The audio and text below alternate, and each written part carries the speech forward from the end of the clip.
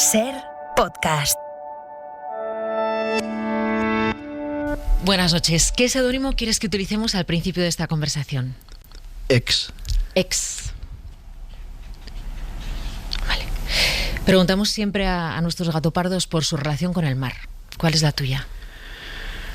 El mar me lleva a la infancia, como a muchísima gente, y eso también me lleva al miedo. Soy una persona que no sabe nadar. Es un miedo heredado porque mi madre tampoco sabe nadar. Y además, esto tiene una razón, porque la primera vez que fui al mar, pues me volcó una ola y ya no superé este miedo, y así sigo. ¿Y si lo miras desde la orilla, qué sensación te da? Soy una persona que pasea muchísimo y de lo que más me gusta es pasear por la orilla del mar. Es paradójico esto que cuento, ¿no? Ahora he estado un mes en San Sebastián y todos los días antes de irme al estudio paseaba por la Concha. ¿Y eso te gusta? ¿Eso Sí. no te da miedo, te calma? Me calma, sobre todo de noche. Es el espacio que encuentro con más calma, sí. Sabes que este es un viaje que comienza en el mar y termina en un faro. Vamos a ir recorriendo algunos escenarios de este gato pardo que lleva Ex como seudónimo. Y te voy a preguntar, ¿qué es para ti un pastor? Pues un pastor, mi padre, fue pastor de ovejas. Ellos cuidaban los cortijos y sí, para mí la palabra pastor tiene ese recuerdo. ¿Y cuando tú te vistes de pastor? Pues yo me vestía de pastor de niño precisamente intentando imitar a mi abuelo. Cogía sus gorras, sus callaos, como decimos, cuando llegábamos al pueblo, a Granada, y yo me dedicaba a pasear el pueblo, todas las cuestas, entraba a las tiendas, pedía una manzana, un trozo de pan y un trozo de queso, que era lo que yo entendía que llevaban los pastores en el zurrón. ¿Y te preparaba tu madre? Bueno, mi madre me lo preparaba, sí, pero también me lo daban las vecinas. Sí. Mira, te voy a poner una música que a mucha gente le va a sorprender, pero luego mucha gente también va a entender por qué cuando tú lo expliques. A ver, dime, ¿dónde te lleva esta canción?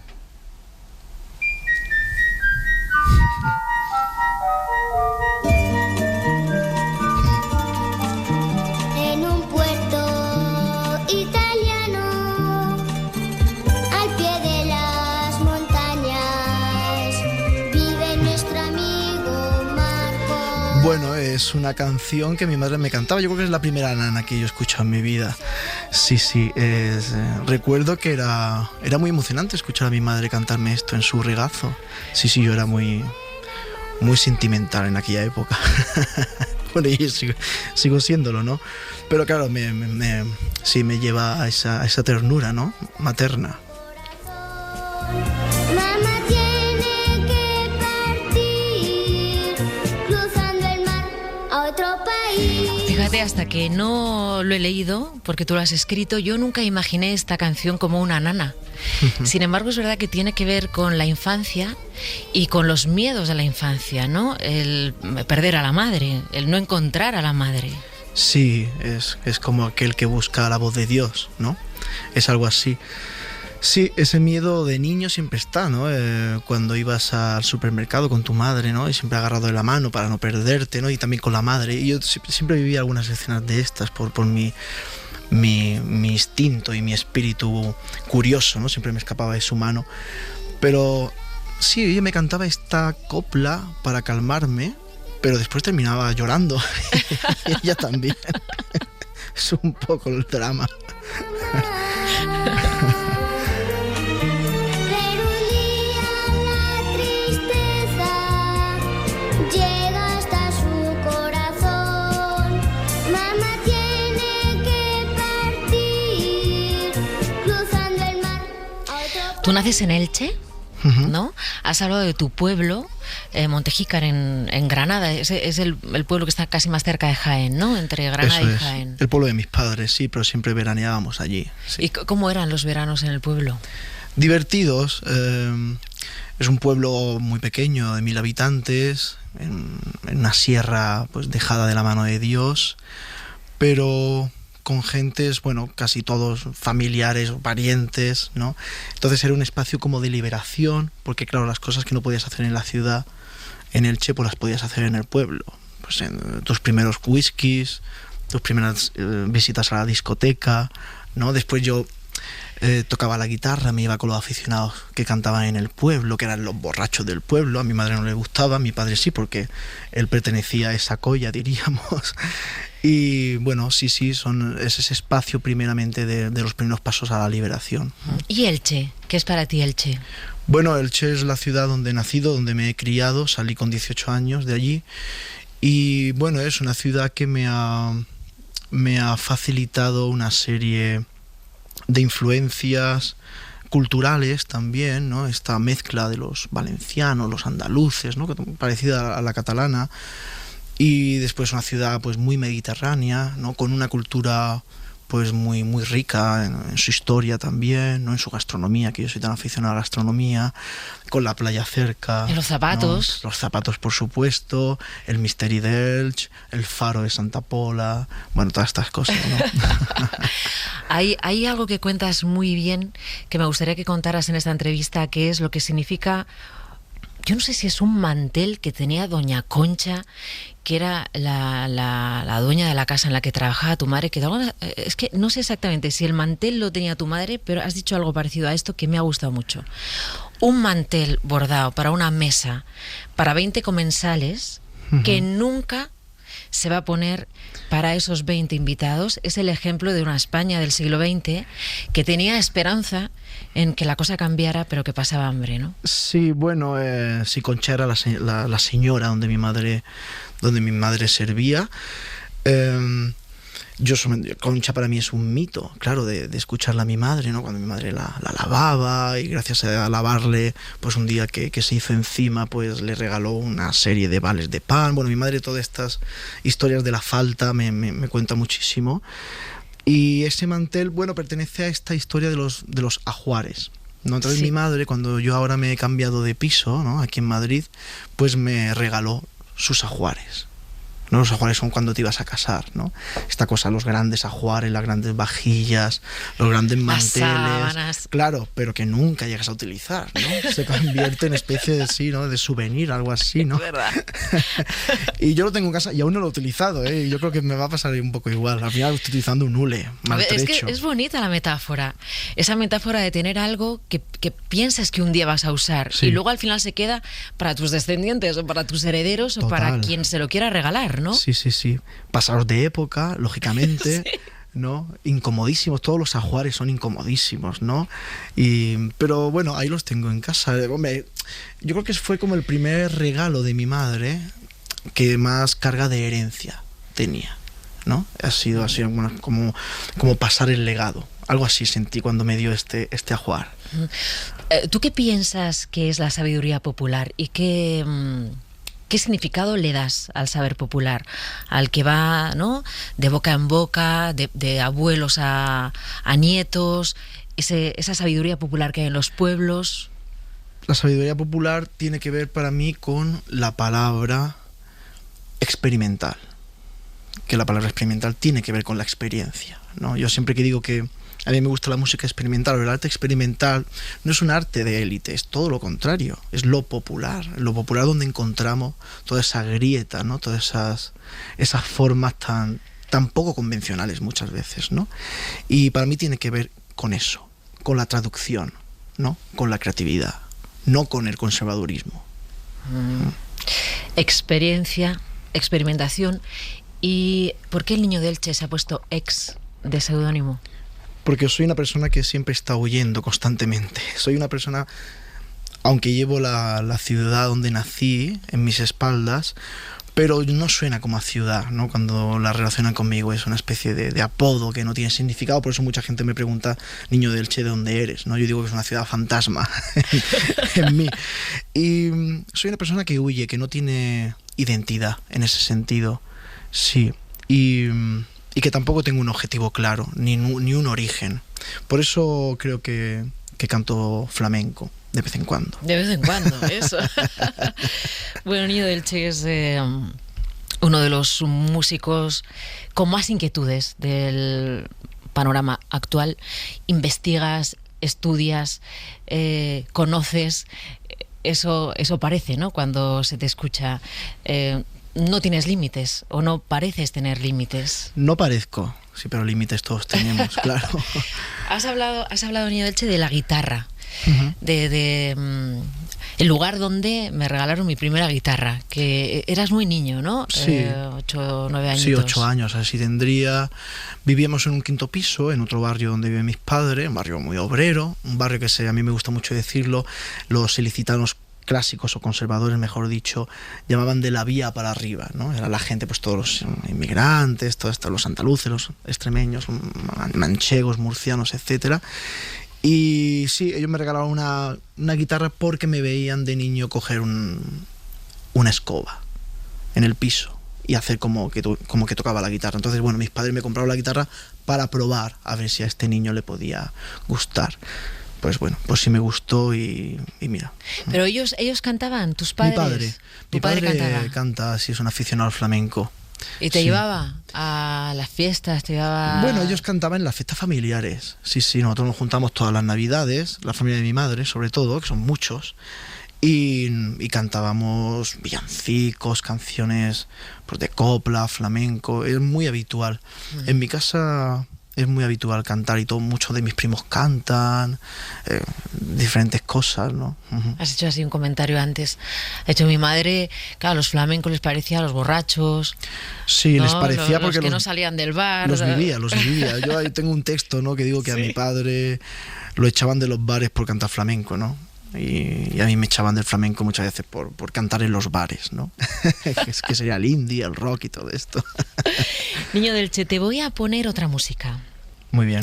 Vamos al cuarto que tú compartías con tu hermano, ¿no? Aladino, Sí, mi hermano mayor. tu hermano mayor. Y teníais un cartel de Camarón, Sí. París, 1987. Sí, sí. Uh-huh. He escogido una canción de Camarón que yo creo que tiene mucho significado. Vamos a ver.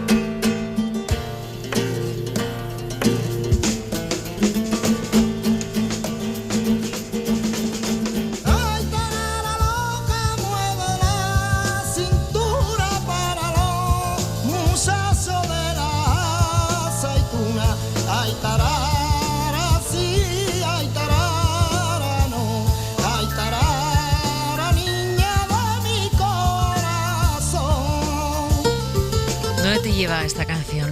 Bueno, Camarón fue yo creo que de los primeros cantadores que me animaron, sobre todo para tocar la guitarra, ¿no? Yo recuerdo que escuchaba mucho sus discos, sobre todo un disco que tiene Camarón Nuestro, un disco de grabaciones en directo, yo creo que de lo mejor que han sacado de Camarón.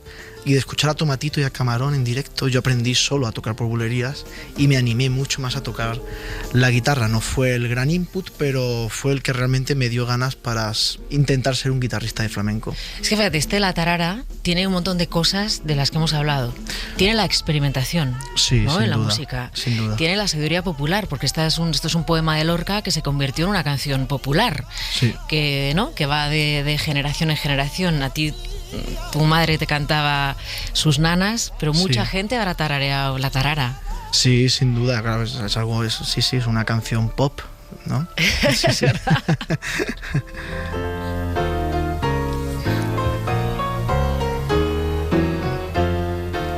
¿Dónde queda lo clásico dentro del flamenco? Buah. Si el flamenco es todo innovación.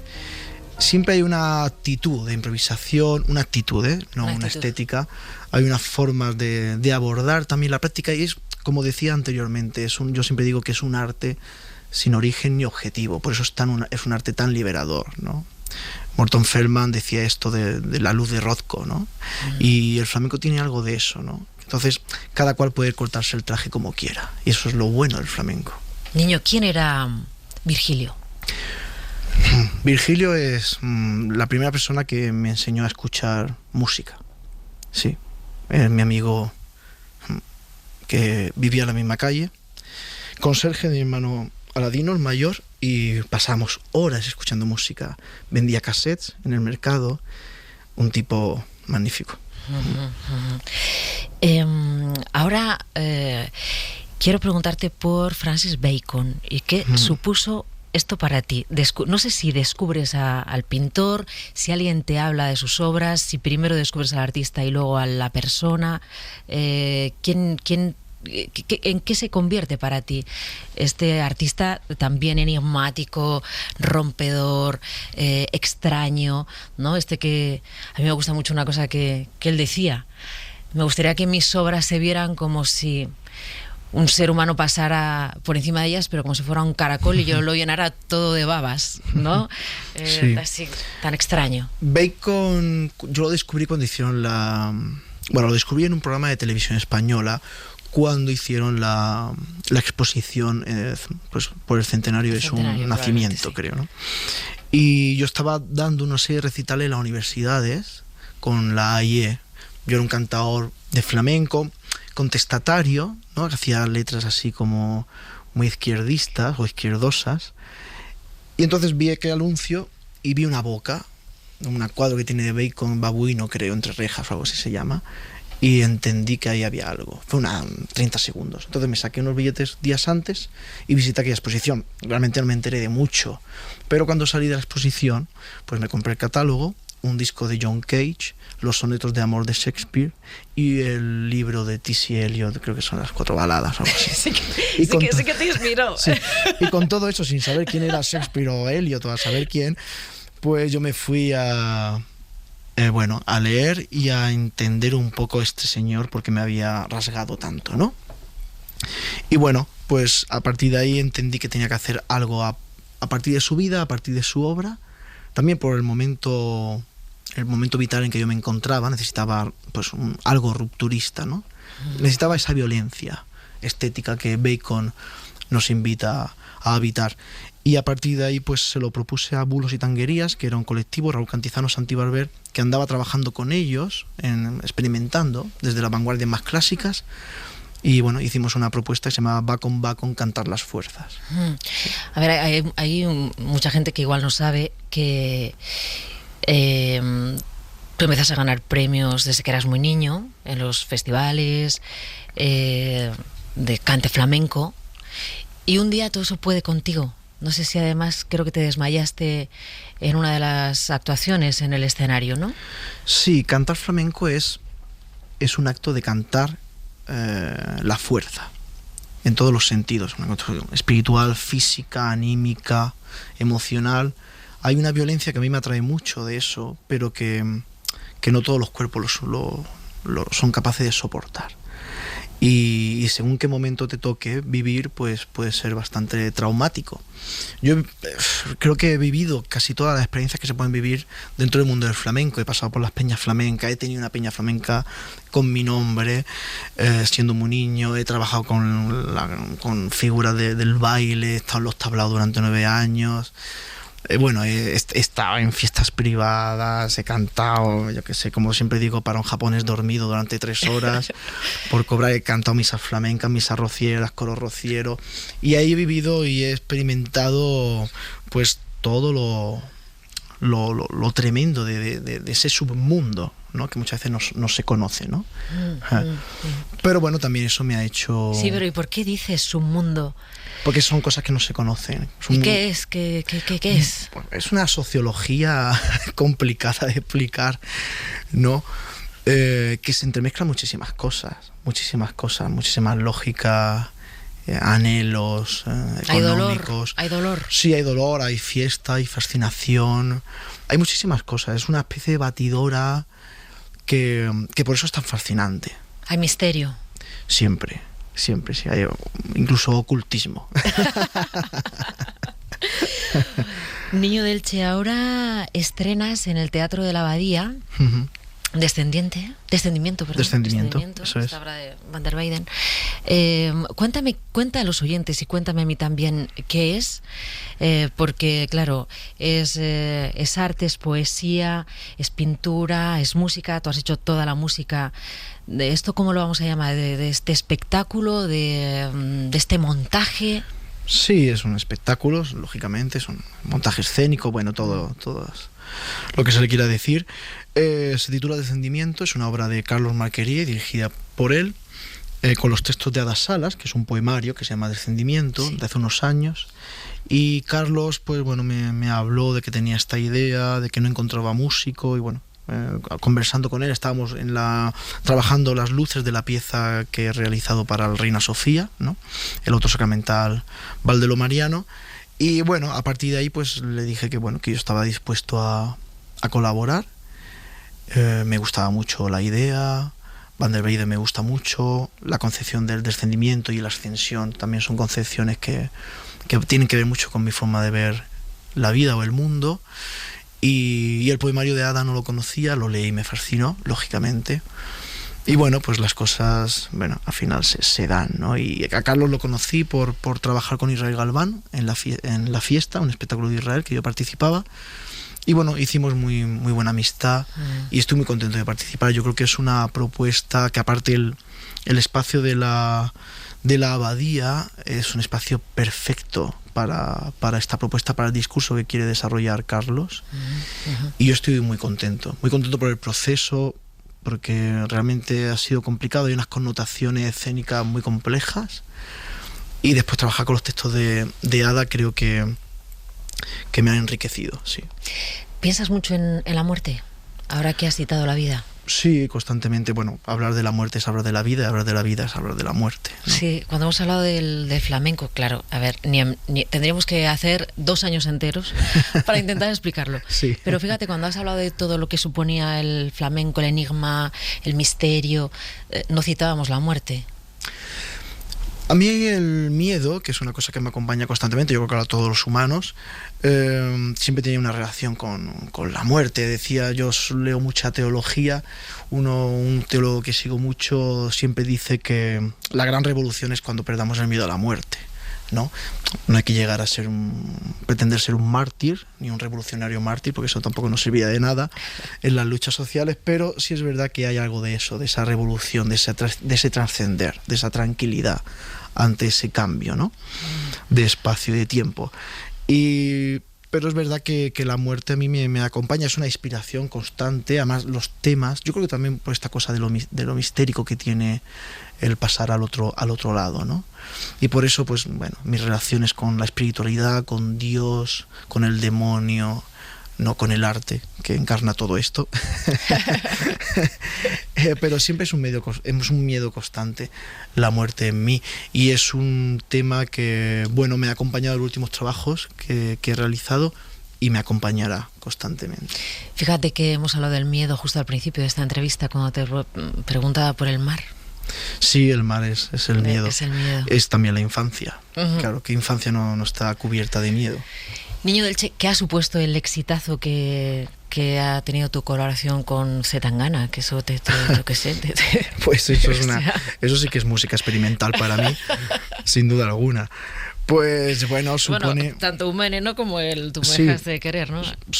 Antón es un buen amigo y me lleva a estos territorios tan especiales, ¿no? Es un tipo muy generoso. Bueno, supone, claro, pues una experiencia totalmente nueva para mí, de que haya gente que les suene mi nombre, aunque después se acercan a las cosas que hago y les horroriza a la mayoría, pero bueno, alguno se quedará, me imagino, en la secta. Sí, y bueno, ha supuesto, sí, claro, yo no estoy acostumbrado a que me conozca tanta gente, ni estoy acostumbrado a que tarareen algo de lo que canto, ¿no? Es que, vamos a ver. Porque claro, también es difícil tararear algo de lo que canto. Es fácil tararearlo en la colaboración con Tangana, pero lo tuyo es difícil de tararear. Bueno, yo lo que hablamos antes lo tuyo se vive, se siente, ¿no? Lo que hablamos, Mara, antes de música experimental y popular, ¿no? Cuando ellos me ven hacer mis cosas que vienen del mundo Bacon, ¿no? Que es la deformación de la boca, ¿no? O estas cosas, esto meterme la boca en la mano, que viene de todas mis experiencias con Francis Bacon. Joder, más fácil que esto yo creo que no hay nada. O sea, que es muy fácil imitarme, ¿no? Yo siempre digo así en plan de broma que cuando la gente piense, o sepa, mejor dicho, que con esto se puede ganar un poco de dinero, ¿no? Pues bueno, pues va a ser una revolución realmente. No vamos a dejar, eso sí que va a ser lo más cercano a la abolición del trabajo que vamos a conocer, no los libros de Bojack ni el anarquismo. Bueno, cerramos este viaje en un faro. Te voy a pedir, bueno, primero que me digas quién dirías que ha sido o es el faro de tu vida. ¿Quién o qué? No tengo un faro concreto, ¿eh? No. Para mí hay un escritor que me gusta mucho, Christian Boven, y él dice que siempre hay que estar atentos al pequeño milagro o al milagro que sucede cada día. Pero no hay un faro troncal. Es verdad que de esos faros que me he ido encontrando, ya se han quedado, esa luz se ha quedado en mí. Hablamos de Francis Bacon, hablamos de Virgilio. Vamos a irnos en esta despedida a un faro y vamos a irnos con Virgilio. Estáis, imagínate, Virgilio y tú. Tienes la oportunidad de volver a verle. Dime qué música estaría sonando en ese faro donde estáis Virgilio y tú. Bueno, Virgilio era muy ecléctico, claro. Su cuartito estaba lleno de miles de discos, miles de discos. Compartimos muchos discos.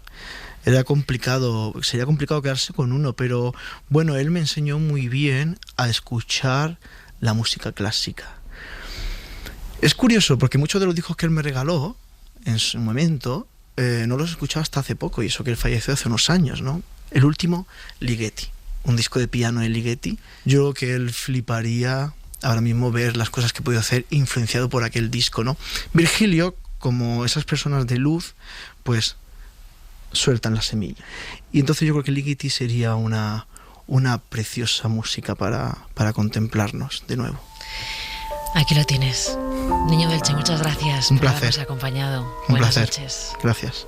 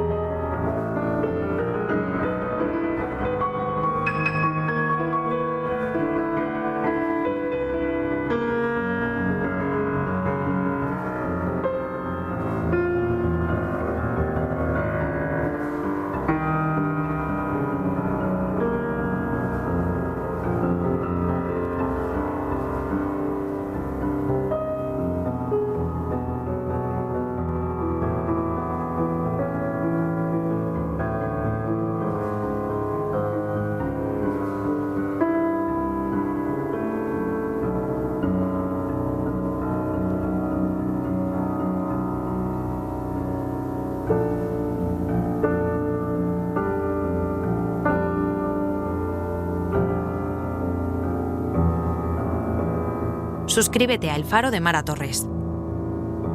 Todos los episodios y contenidos adicionales en la app de Cadena SER y en nuestros canales de Apple Podcast, Spotify, iVoox, Google Podcast y YouTube. Escúchanos en directo en la SER de lunes a viernes a la 1:30 de la madrugada. Cadena SER.